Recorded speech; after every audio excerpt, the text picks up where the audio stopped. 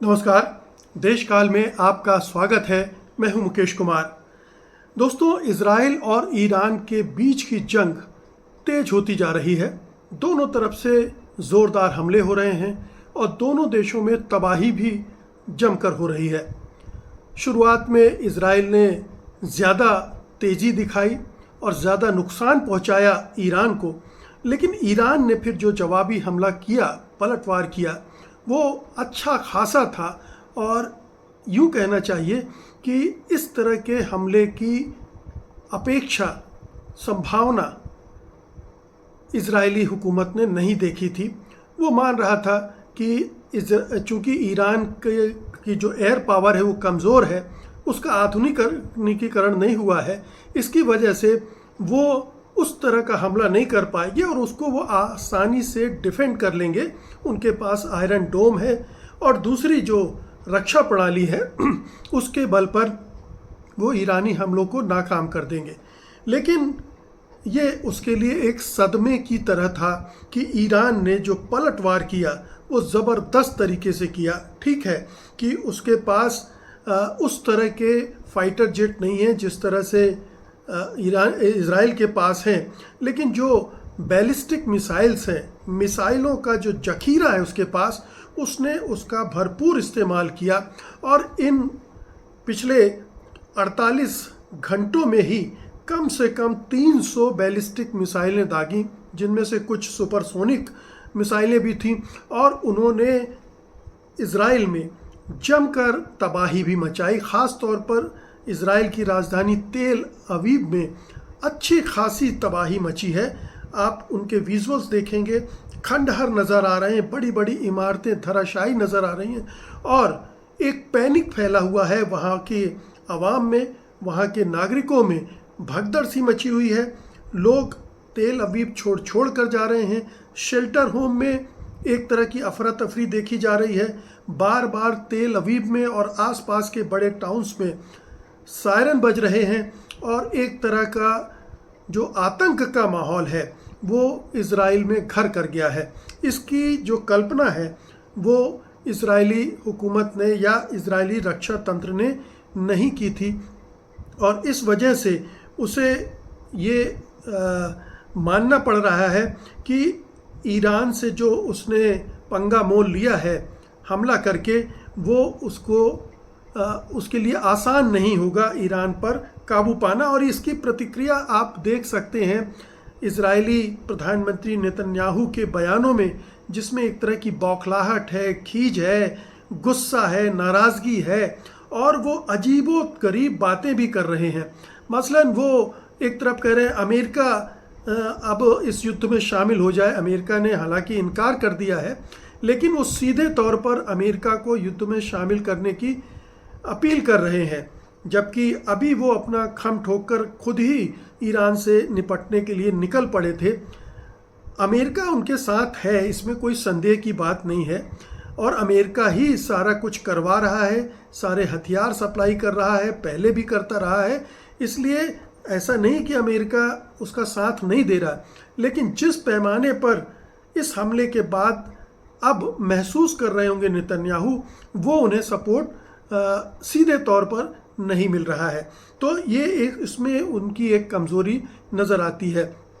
दूसरी कमज़ोरी उनमें ये नज़र आती है कि वो ईरान की जनता से अपील कर रहे हैं, उसका आह्वान कर रहे हैं कि वो अयतुल्लाह खुमैनी की सत्ता को उलट डालें, विद्रोह कर दें, अपने को आज़ाद कर लें।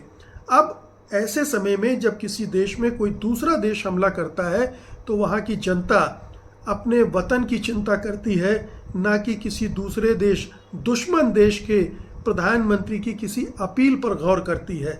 लेकिन ये खिसियाहट है कि नेतन्याहू अपने बल पर सत्ता परिवर्तन की गुंजाइश नहीं निकाल पा रहे हैं और ईरानी जनता से मांग कर रहे हैं कि वो सत्ता उल्टे।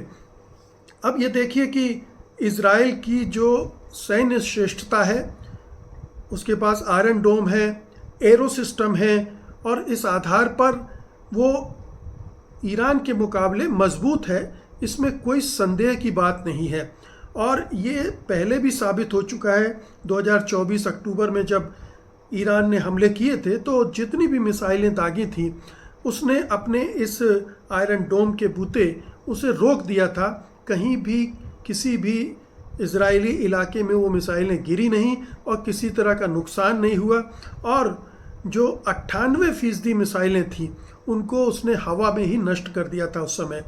अब जबकि ये एकदम से ईरान ने धुआंधार तरीके से बैलिस्टिक मिसाइलें दागी हैं तो वो उस आयरन डोम को भेदने में कामयाब हो गया है और बहुत सारी मिसाइलें उसकी शहरी इलाकों में गिरी हैं, तेल अवीव में गिरी हैं और इसकी वजह से उसे भारी नुकसान हो रहा है। और ईरान की मिसाइल तकनीक को जो कमज़ोर मानने का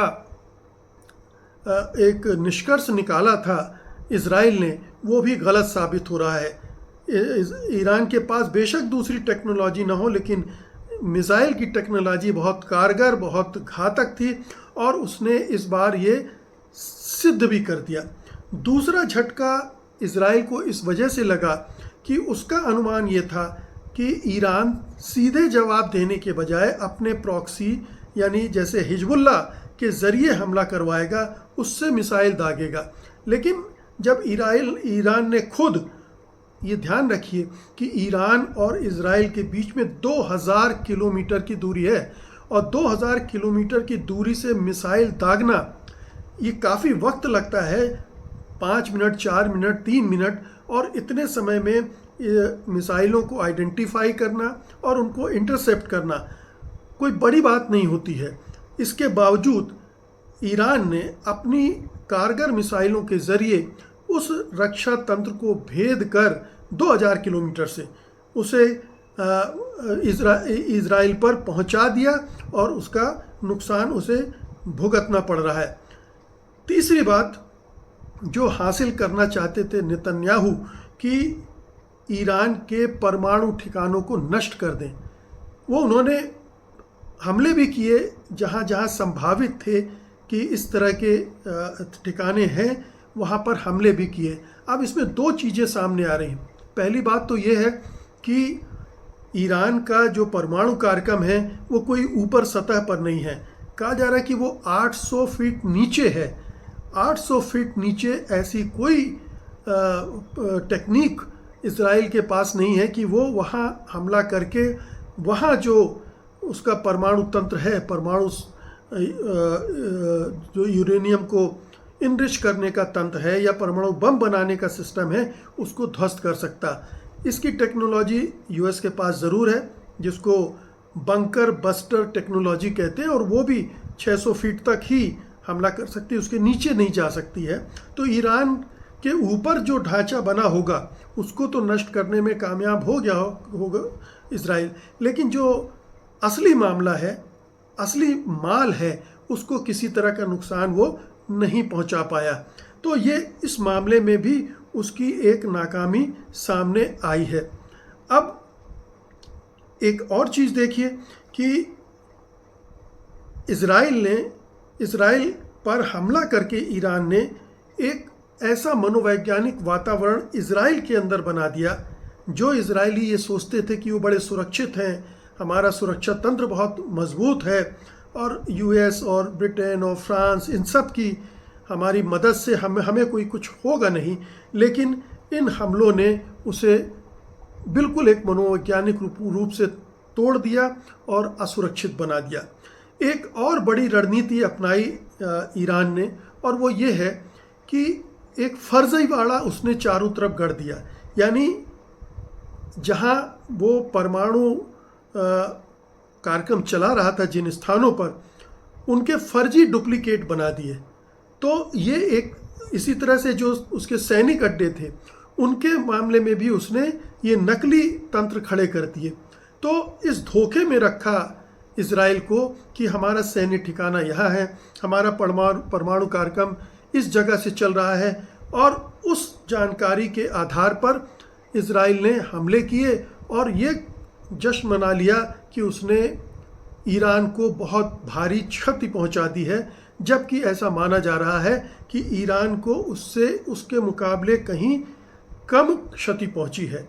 तो ये एक बड़ा दिलचस्प मामला निकल कर आ रहा है। और अगर ईरान इस रणनीति से चल रहा है, बैलिस्टिक मिसाइल वाली रणनीति से और इज़राइल को धोखा देने वाली रणनीति से, तो इसकी वजह से अब इज़राइल खुद को फंसा हुआ भी महसूस कर रहा होगा। अब उसे भी लग रहा होगा कि इससे निकलें कैसे, फंस तो गए हैं, अब इससे निकलने का रास्ता भी ढूंढना पड़ेगा। और शायद यही वजह है कि ट्रंप अब दोनों के बीच समझौता कराने की बात कर रहे हैं।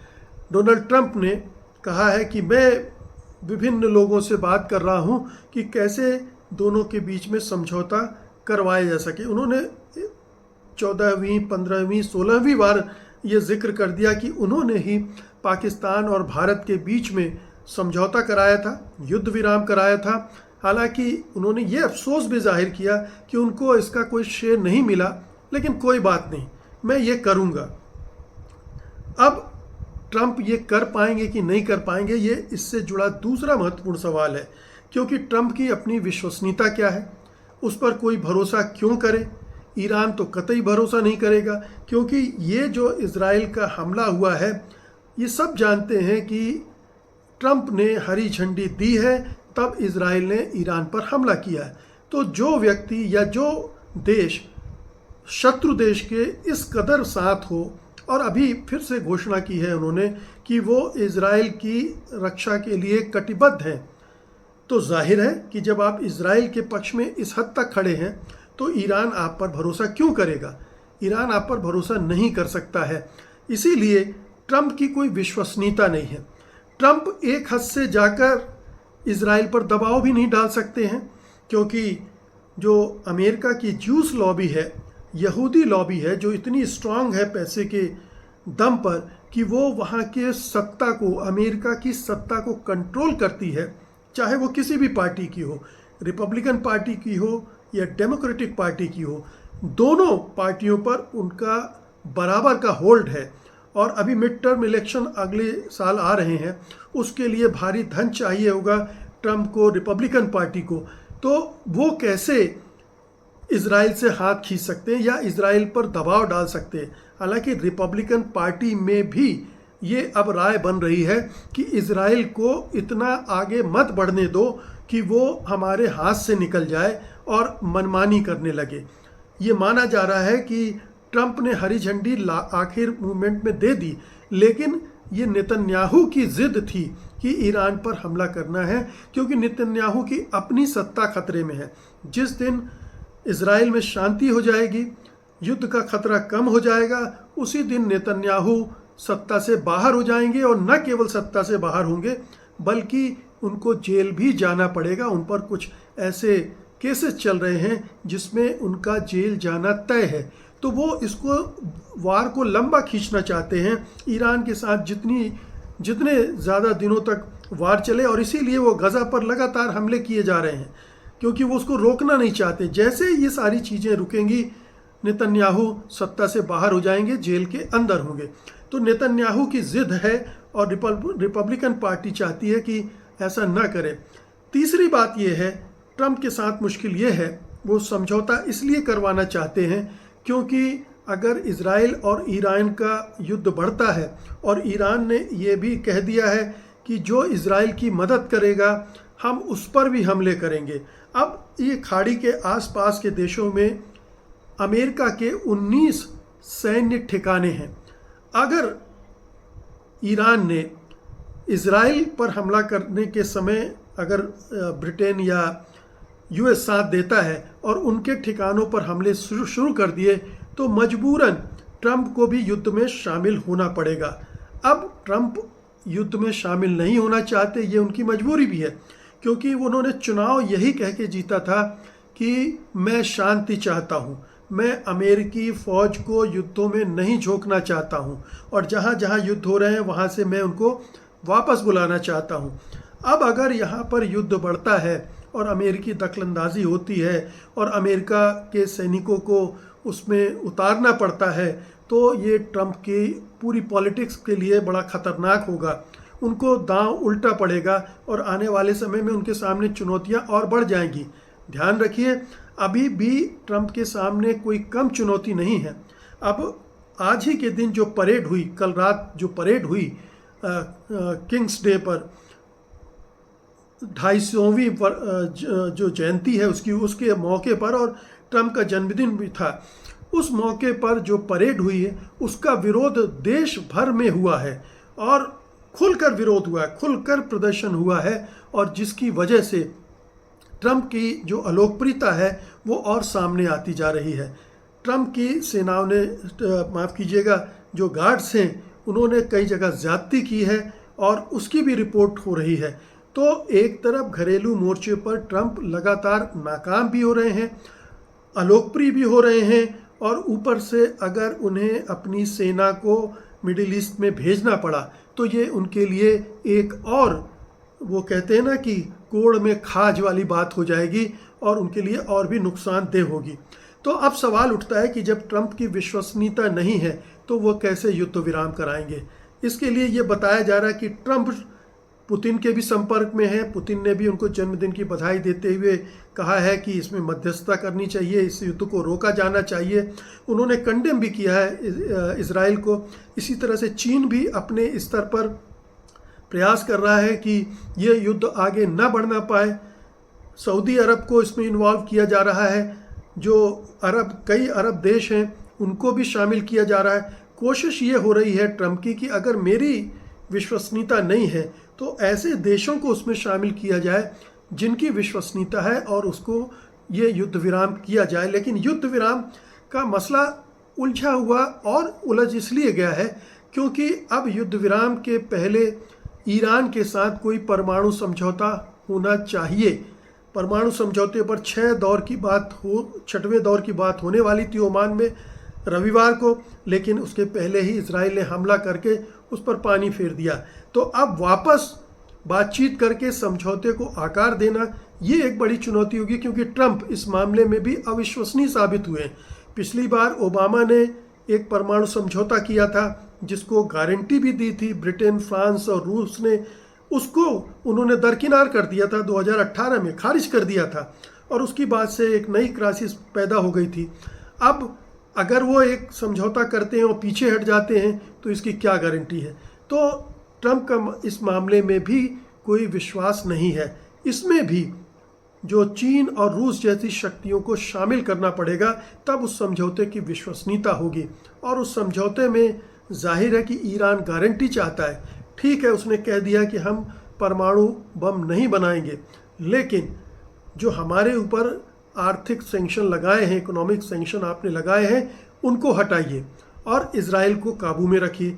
तो ये शर्तें भी मुश्किलें पैदा करेंगी, क्योंकि ईरान अब चूँकि इतना बड़ा साहस कर चुका है, इजराइल पर बड़ा हमला करके उसने दिखा भी दिया है कि उसके पास ताकत है, उसके पास सलाहियत है, उसके पास साहस है और उसके पास साधन संसाधन भी है। चीन से जो मिसाइलों का में इस्तेमाल होने वाली सामग्री है वो सब आने लगी है, उसके पास जखीरा है, तो वो लंबी लड़ाई लड़ने की स्थिति में भी है। ऐसी सूरत में, और आप देखिए कि इजराइल की आबादी बहुत छोटी सी है, अगर वहाँ ईरान ने 20-25 बड़े हमले भी करने में कामयाब हो गया तो इजराइल पूरी तरह से ध्वस्त हो जाएगा, तबाह हो जाएगा, और उसको खड़ा करने में बरसों बरस लगेंगे और इजराइल की प्रतिष्ठा भी खत्म हो जाएगी। और फिर इलाके के और जो दूसरे मुल्क हैं वो भी तनकर खड़ा होना शुरू हो जाएंगे इजराइल के खिलाफ, और फिर जो फ़िलिस्तीन पर कब्ज़ा करना चाहता है, वो फ़िलिस्तीनी इलाकों पर ग्रेटर इजराइल बनाना चाहता है, वो सारे प्लान चौपट हो जाएंगे। तो एक ऐसी स्थिति में ये जंग पहुंच रही है जहां पर लंबा युद्ध नहीं चाहता है, ईरान भी नहीं चाहता है कि लंबा युद्ध खींचे, क्योंकि वो वैसे ही आर्थिक संकट से जूझ रहा है। इजराइल भी अब कोई रास्ता ढूंढने में लग गया है। बड़ी शक्तियां भी चाहती हैं कि शांति कायम हो जाए, क्योंकि अगर युद्ध लंबा चला तो बहुत सारे आर्थिक संकट खड़े हो जाएंगे, पूरे खाड़ी के देशों में अस्थिरता और अनिश्चितता पैदा हो जाएगी, और तेल का निर्यात वहाँ से जो होता है वो प्रभावित होगा। दुनिया भर की अर्थव्यवस्थाओं पर उसका बुरा असर पड़ना लाजमी है। तो ऐसी सूरत में बहुत सारे प्रयास बैक चैनल चल रहे हैं कि किसी तरह से शांति कायम हो। लेकिन जब तक शांति कायम नहीं होती या जब तक दोनों पक्ष युद्ध विराम करके बातचीत के टेबल पर नहीं आते, तब तक ये युद्ध संहारक बना रहेगा। दोनों पक्ष अपनी पूरी ताकत से लड़ेंगे और ईरान अगर कुछ समय बाद आपको 20 पड़ता हुआ दिखे इजराइल पर, तो हैरत नहीं होनी चाहिए, क्योंकि वो बड़ा मुल्क है, उसके संसाधन बहुत हैं, उसके पास मैन पावर बहुत है। इजराइल के पास सीमित मैन पावर है। इजराइल अगर दम भरता है तो अमेरिका और नाटो के देशों के भरोसे, वो किस हद तक इसमें इन्वॉल्व होंगे आगे चलकर, ये भी देखने की बात है। और अगर ये ईरान ने युद्ध का विस्तार कर दिया सैन्य अड्डों पर अमेरिका के हमला करने का, तो फिर बात और बिगड़ती चली जाएगी और कोई भी देश ऐसा नहीं चाहता है। इसलिए आने वाले हफ्ते भर में अगर कोई बड़ा डेवलपमेंट आपको शांति स्थापना की तरफ दिखने लगे तो हैरत में मत पड़िएगा। ये जंग जल्दी ही रुक भी सकती है, लेकिन अगर जल्दी प्रयास नहीं किए गए तो जंग बढ़ भी सकती है और लंबी भी चल सकती है। बहुत बहुत शुक्रिया आपका। धन्यवाद। नमस्कार।